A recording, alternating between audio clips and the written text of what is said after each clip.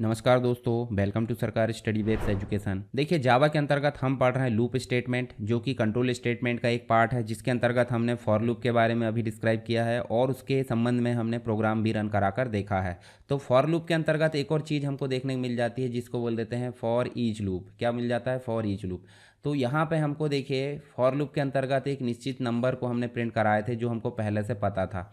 हम यहाँ पे फॉर ईच में क्या काम कर सकते हैं, जो एरे है, एरे में पहले से हमने कोई नंबर स्टोर करके रखा है, या फिर कोई जो है वेरिएबल में कोई भी हमने एक प्रकार से स्ट्रिंग को स्टोर करके रखा है, तो उसके लिए हम यूज़ करते हैं क्या? For each loop. तो चलिए इसका भी उपयोग करके देख लेते हैं। फॉर ईच लूप जो है फॉर लूप का ही एक पार्ट है, जिसका उपयोग जो है हम पहले से स्टोर डाटा यानी कि डेटा को ट्रैवर्स करने के लिए स्टोर जो है इसका उपयोग करते हैं। मुख्य रूप से ये डाटा स्ट्रक्चर जैसे कि एरे के रूप में या फिर कलेक्शन के रूप में इसका उपयोग किया जाता है। कलेक्शन में जो भी डाटा है या एरे में जो भी डाटा है, उसको एक एक करके प्रिंट करा देगा। जब लास्ट में कुछ नहीं बचेगा तो आपका जो लूप है वो आउट हो जाएगा। इस प्रकार से ये काम करता है। जैसे यहाँ देखिए, आपको स्टार्ट देखने को मिलेगा।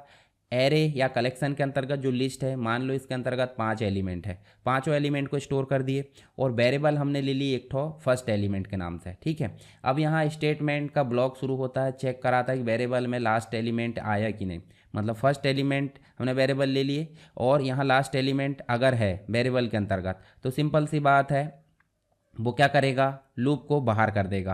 पर यदि लास्ट एलिमेंट नहीं आया है तो वो कंटिन्यू चलते रहेगा। उदाहरण के लिए, उनने पहला वैल्यू प्रिंट किया, दूसरा प्रिंट किया, तीसरा प्रिंट किया, फोर्थ, फिफ्थ, 5 है टोटल, तो 5 प्रिंट कर दिया। अगर लास्ट एलिमेंट आ गया है तो लास्ट एलिमेंट को प्रिंट करके और यहाँ पे क्या कर देगा? लूप को बाहर कर देगा। जैसे यहाँ इसका जो एक्सटेंशन है, जैसे फॉर है, यहाँ पे देखिए डाटा टाइप, और यहाँ देखिए डाटा टाइप आता है मतलब इंट है जो भी। उसके बाद देखिए वेरिएबल, वेरिएबल में हम देते हैं सिंपल एरे नाम, जो भी हमने लिए एरे नाम या कलेक्शन नेम हम देते हैं, और फिर स्टेटमेंट चलती है। इसका एग्जांपल समझ लेते हैं। क्लास बनाए, फंक्शन बनाए, फिर हमने स्ट्रिंग टाइप का क्या लिए हैं? एक एरे लिए हैं, स्ट्रिंग टाइप का एरे लिए हैं। जब भी इस प्रकार से आर्गुमेंट के फॉर्म में ब्रैकेट लिया जाता है तो इसका मतलब ही होता है एरे लिए हैं। अब एरे में निश्चित संख्या भी हो सकती है, 10 है, 5 है, जो भी। अगर खाली लिए हैं तो सिंपल सी बात, अंदर हम जितना भी फिल करेंगे वो इसके अंतर्गत जगह ऑटोमेटिक बन जाएगी। तो हमने फ्रूट्स के नाम से क्या लिए हैं? एरे लिए हैं। और फ्रूट्स में डायरेक्टली वैल्यू इनिशियलाइज करना है तो उसके लिए इक्वल लगा के करली ब्रैकेट के अंतर्गत डबल कोट के अंदर हम जितने भी कॉमा लगा लगा देंगे, सारे आइटम स्टोर हो जाएंगे इस एरे के अंतर्गत, यानी कि इस स्ट्रिंग टाइप के एरे के अंतर्गत। तो यहाँ पे हमने क्या लिए हैं? एप्पल लिए, कॉमा लगाए, बनाना लिए, कॉमा लगाए, चेरी है, फिर डेट ले लिए। उसके बाद देखिए, आपको अलग अलग प्रकार के फ्रूट्स हैं, उनके नाम आप यहाँ पे ले सकते हैं। उसके बाद हमने देखिए फॉर लगाए, मतलब ये जो एक प्रकार से स्ट्रिंग है उसको प्रिंट कराने का काम करता है, पहले से स्टोर वाली। तो फॉर लगाए और फॉर लगा के हमने स्ट्रिंग जो हमारा था फ्रूट, ठीक है, और उसमें क्या स्टोर करा दिए, मतलब स्टोर मतलब उससे तुलनात्मक अध्ययन करा दिए फ्रूट्स का, और प्रिंट करा दिए फ्रूट को। यानी कि देखिए यहाँ पे आपको बार बार स्टोर होते रहेगा और प्रिंट होते रहेगा। तो इस प्रकार ये फॉर ईच लूप यहाँ पे काम करता है। इसका एग्जांपल हम जो है सीधे बनाकर देखते हैं।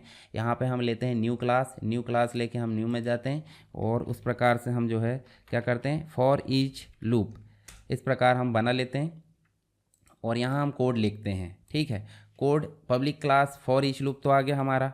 हम एक फंक्शन बना लेते हैं, पब्लिक स्टैटिक वॉइड मैन।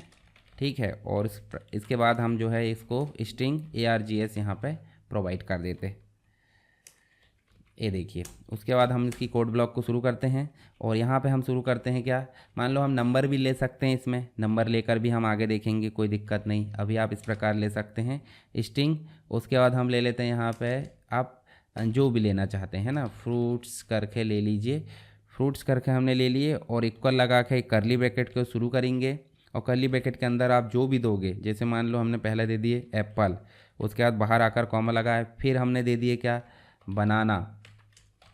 उसके बाद फिर कॉमा लगा के हम बाहर आए, उसके बाद दे दी हमने चेरी, उसके बाद हम दे देते हैं मैंगो। चलिए इतने ही रहने दे, 4। उसके बाद हम यहाँ पे आते हैं और यहाँ सेमी कॉलन लगाते हैं। क्यों? क्योंकि ये एक प्रकार की एक्सप्रेशन है। उसके बाद हम फॉर ईच लूप का उपयोग करते हैं। फॉर ईच के लिए हम सिंपल फॉर का उपयोग करेंगे और ब्रैकेट में हम क्या लिखेंगे? एक स्ट्रिंग टाइप का फिर से फ्रूट लेंगे। क्या लेंगे? फ्रूट। हमने पहले फ्रूट्स लिए और इसको हम प्रोवाइड कर देंगे क्या? जो हमने फ्रूट्स लिए ना, फ्रूट्स नाम का वेरिएबल, उसमें जितनी भी स्ट्रिंग है वो यहाँ पे आ जाए। उसके बाद हम जो है इसकी कोड ब्लॉक को शुरू करते हैं। System dot out dot print L करके हम अंदर लिख लेते हैं जो हमारा नेक्स्ट वेरिएबल है फ्रूट, ठीक है, और यहाँ पे लगा देते हैं सेमीकोलन।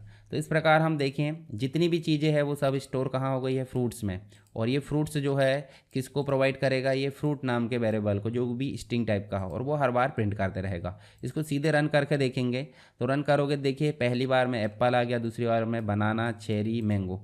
अगर इसके बाद भी कुछ चीज़ आप लिख देते हो, उदाहरण के लिए मैं इसको थोड़ा छोटा करता हूँ, मैंगो के बाद भी आप कुछ लिख देते हैं, मान लो आप यहाँ पे कोई और लिख देते हो, पपाया लिख देते हो या जो भी है, ठीक है। इस प्रकार से आपने पपाया लिखे, इसको जो है रन करा कर देखिए तो यहाँ पे पपाया तक ये प्रिंट करेगा, यानी कि जितनी भी चीज़ें स्टोर है वो सभी चीज़ें फ्रूट्स ले लेगा और उसको लास्ट आइटम तक प्रिंट करेगा।